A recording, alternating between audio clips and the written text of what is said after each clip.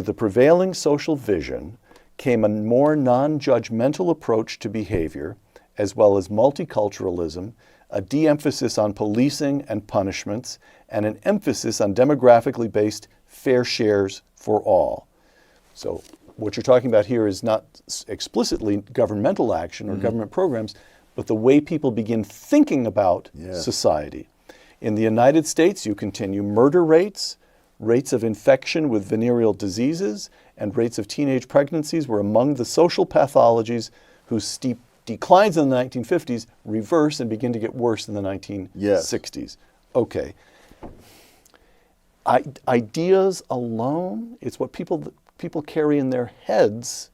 But the ideas were carried out in policies. And the classic place were in public housing projects. People today think of the public housing projects as really just a bedlam and violence and so forth. Drug dens and so forth. Yeah. I remember in the 1940s, one of our relatives was admitted to a public housing project in New York, and we were so proud because back in those days, you got admitted because even though you were just a working person, you had a good record, you had a steady job.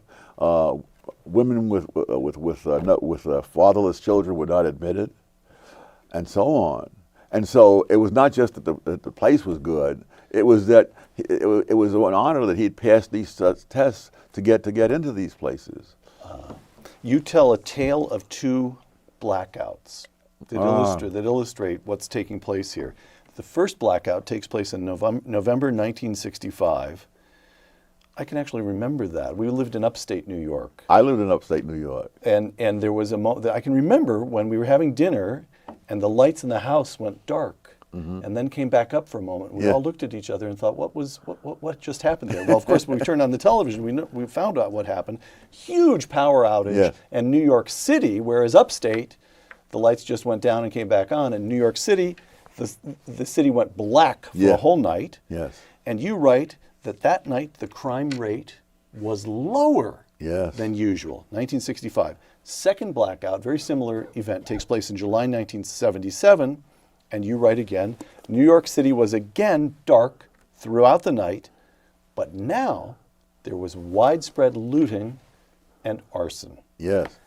65 people behaved themselves in New York City in the dark. Yes. And in 70, so what happens in those 12 years? This was one of the many things that turned to the worst in the 1960s. There's a whole slew of them.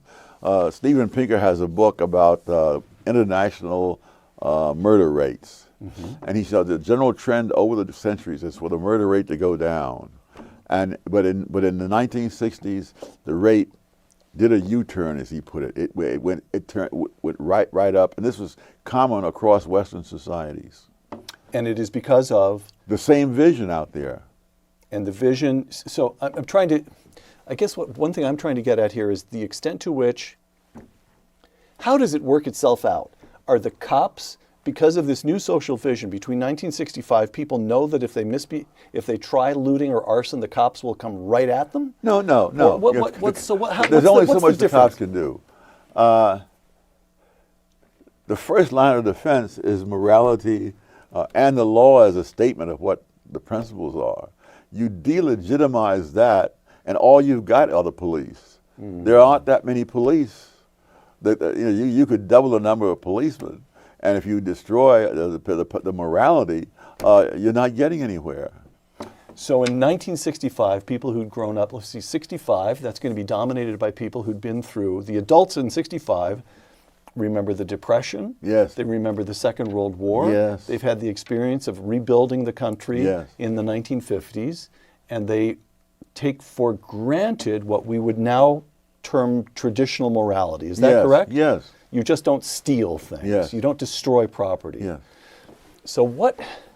No, another example, there's exchange buffet restaurants that I mentioned. Yes. And I actually remember going to those. And exchange buffet. Explain what's going on. The exchange buffet, you go in and you go through the line and pick up your own food, and then you bring your dishes over there, and then you come to the cashier and you tell the cashier how much you owe.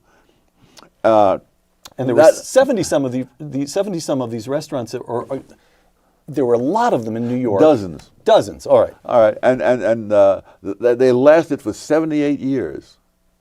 In the 1960s, they collapsed because people no longer were honest. All right. In England, it was even more dramatic because they really sort of set the standard for self-controlled societies.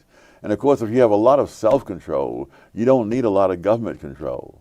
Right. But if you don't have it, the government is not going to be enough by itself. And the government itself is often tainted, as it were, by these same ideas that for example, in London in 1954, there were a grand total of 12 armed robberies in the city of London that year, at a time when anybody could buy a shotgun with no questions asked. Fast forward a couple of decades, and they're at 1,400 armed robberies in London, despite some of the most strict gun control laws in the world. Got it. I'm still struck. What do we make about the speed with which society changes? Again, you've got what I love about the two blackouts is because they're two snapshots. They're almost literally what do people get up to when they think nobody's looking, when the lights go out. And it's just a dozen years between good behavior, people helping each other out in this difficult night, and terrible behavior where they're looting and setting fire to property. And how is it that ideas, the wrong ideas, can percolate through, can so change behavior in such a brief period of time? Well, it was going. I mean, these ideas weren't invented in the 1960s, right? But the number of people who progressively moved towards those ideas greatly increased, and the whole political and intellectual scene was very different.